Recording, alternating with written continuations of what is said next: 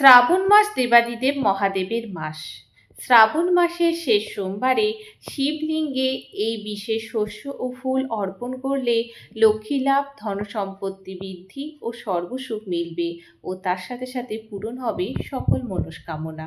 নমস্কার বন্ধুরা, আমি কুহেলি রাম চ্যানেলের আরেকটি নতুন পর্বে আপনাদের সবাইকে জানাই অনেক অনেক স্বাগত। আশা করি আপনারা সকলে খুব ভালো আছেন, সুস্থ আছেন।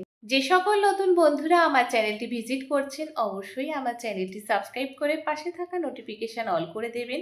তাহলে আমি যখনই কোনো নতুন ভিডিও দেব সর্বপ্রথম আপনাদের কাছে নোটিফিকেশান পৌঁছে যাবে। শুরু করছি আজকের পর্ব। আপনারা নিশ্চয়ই জানেন ভগবান শিবের অপর নাম আশুতোষ, অর্থাৎ যিনি অল্পে সন্তুষ্ট হন, তিনি ভোলানাথ। তাই সকলেই তাকে সন্তুষ্ট করতে পারেন।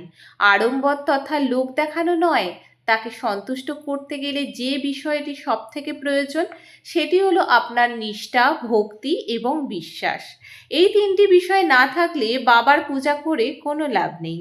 তাই এই তিনটি বিষয় যদি আপনি আপনার মনের মধ্যে আনতে পারেন আর এই শ্রাবণ সোমবারে বাবা ভোলানাথের পূজা যথাযথ বিধি মেনে সম্পন্ন করতে পারেন, নিশ্চিত রূপে আপনি যে উদ্দেশ্য নিয়ে বাবার পূজা করবেন সেই উদ্দেশ্য আপনি অবশ্যই সফল হবেন। বাবার এই পূজা যে কেউ করতে পারে। এই পূজা খুবই সহজ সরল। এই পূজা যেমন বাবার যে কোনো মন্দিরে গিয়ে করতে পারেন, আবার বাড়িতেও আপনি করতে পারেন নিষ্ঠা ভরে।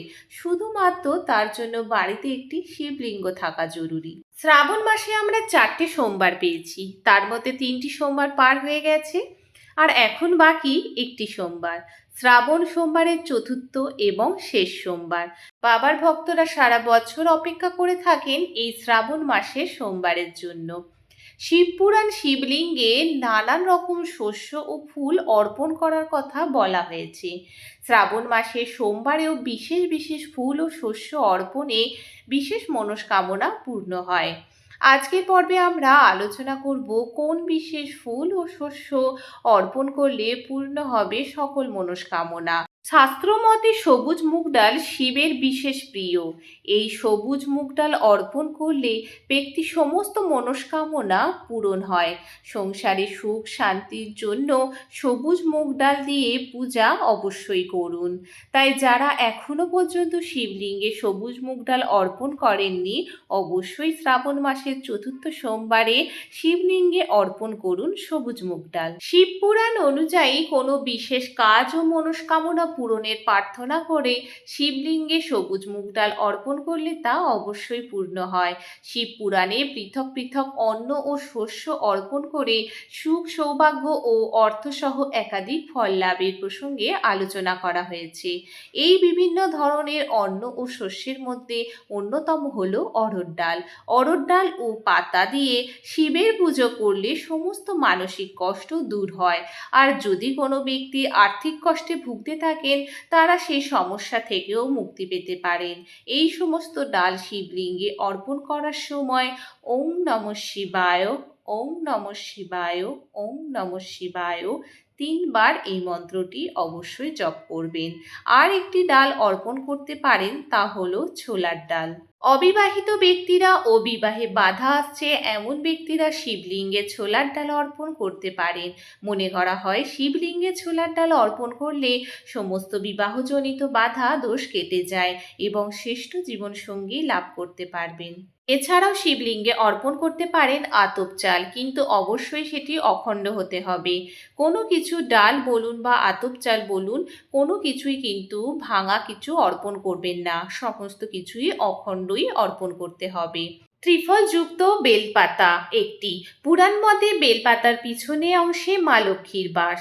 বেলপাতা 3 গুণ, সত্ত্ব, তম ও রজগুণে ও ত্রিদেবের প্রতীক। তাই শিবলিঙ্গ পূজায় বেলপাতা লাগে। 11টি বেলপাতা দিয়ে তৈরি মালা শিবলিঙ্গে অর্পণ করলে অশুভ প্রভাব জীবন থেকে দূরে সরে যায় বলে বিশ্বাস রয়েছে।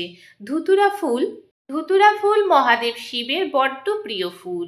বিবিধ পুরাণ অনুযায়ী শিবলিঙ্গ ধুতুরা ফুল দিয়ে পুজো করলে জীবনে সমৃদ্ধি আসে। আকন্দ ফুলের 5টি খণ্ড থাকে, যা শিবের পঞ্চানন রূপকে নির্দেশ করে। আকন্দের রং সাদা। সাদা রং সরলতা, সহজতার প্রতীক। শিব আশুতোষ এবং তিনি সহজ ও সরল, তাই আকন্দ ফুল শিবের অত্যন্ত প্রিয়। শিবলিঙ্গে দুধ নিবেদন করার জন্য প্রয়োজন তামার পাত্রই ব্যবহার করা উচিত। শিব পুজোর সময় অবশ্যই দেওয়া হয় লিঙ্গে দুধ ও গঙ্গাজল। শিবলিঙ্গে দুধ ও গঙ্গাজল দিয়ে স্নান করানোর সময় তা লিঙ্গের গায়ে ঘষে দেওয়ার রীতি অতি প্রাচীনকাল থেকেই চলে আসছে। বিশ্বাস করা হয় যে এর ফলে জীবন সুখের হয়। জাফরান খুবই মূল্যবান, যদিও সবার জাফরান দিয়ে শিব পুজো করার সামর্থ্য থাকে না, তবু বিবাহিত জীবন সুখ সম্পন্ন করতে শিবলিঙ্গে জাফরান অর্পণ করার বিধি রয়েছে। শিবলিঙ্গে দুর্বাঘাস প্রদান করলে নিরোগ জীবন লাভ হয় বলে বিশ্বাস, তাই সকলেই শিবলিঙ্গ পূজায় দুর্বাঘাস ব্যবহার করেন। আতপ নির্দেশ করে ধন সম্পদ প্রতিপত্তিকে। আর্থিক সমৃদ্ধিকে অব্যাহত রাখতে শিবলিঙ্গে চাল প্রদান করাও প্রাচীন রীতি। কর্পূরের সুগন্ধ ভগবান শিবের সবথেকে প্রিয়। এই গন্ধ পরিবেশকে পবিত্র ও শুদ্ধ করে। কর্পূর দিয়ে পুজো করলে ভগবান শিব প্রসন্ন হন। মহাদেব বেশিরভাগ সময় এক মনে এক চিন্তে ধ্যানমগ্ন থাকেন। গাঁজা যদিও নেশার বস্তু, তবুও ধ্যান করতে সাহায্য করে। মহাদেবের অপর নাম নীলকণ্ঠ।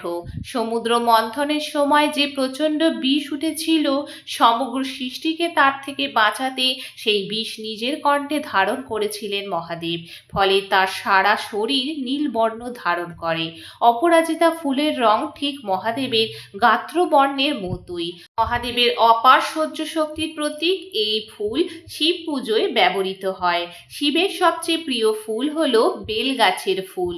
ভুল করেও এই ফুলকে সুগন্ধি বেল ফুলের সঙ্গে গুলিয়ে ফেলবেন না। এই ফুল হলো বেল গাছের ফুল, যা বেশ দুর্লভ। মনে করা হয় চাঁপা ফুলের গন্ধ আশীর্বাদ ও শুভকামনা বয়ে আনে। মন ভালো করে দেওয়া গন্ধের চাঁপা ফুল শিবের পায়ে উৎসর্গ করা হয়। ঠিক যেমন ভক্তেরা তাদের সমগ্র সত্তা মহাদেবের পায়ে উৎসর্গ করেন, মনে করা হয় আকন্দ ফুলের গন্ধে হারানো স্মৃতি ফিরিয়ে আসে। কলকে ফুলকে ভাগ্যের প্রতীক ও ত্যাগের প্রতীক হিসাবে ধরা হয়। মহাদেব স্বয়ং অনেক কিছুই ত্যাগ করেছিলেন, তাই তাকে সন্তুষ্ট করতে কলকে ফুল নিবেদন করুন। কথায় বলে মহাদেব অল্পেই সন্তুষ্ট হন, শুধু ভক্তি ভরে অর্পণ করতে হয় তাকে। ছোট ছোট জুঁই ফুলের অপূর্ব মিষ্টি সুবাস মহাদেবকে উৎসর্গ করা হয়ে থাকে। ক্ষমার প্রতীক দেবাদিদেবের অত্যন্ত পছন্দের এই ফুল।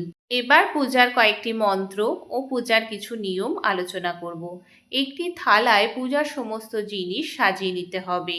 দুধ, দই, ঘি, মধু, চিনি, গঙ্গাজল, বেলপাতা, ধুতুরা ফল ও ফুল, পৈতে, আকন্দের মালা, আতপ চাল, ফল, ফুল, ধূপ, প্রদীপ ও কর্পূর। প্রথমে বাবার মাথায় গঙ্গাজল ঢালতে হবে। জল ঢালার সময় ওং নমঃ শিবায় 3 বার বলতে হবে। তারপর একটি ঘটির মধ্যে পঞ্চামৃত মিশিয়ে নিতে হবে। দুধ, ঘি, দই, মধু, সিদ্ধি বাবার মাথায় অর্পণ করতে হবে এই পঞ্চামৃত।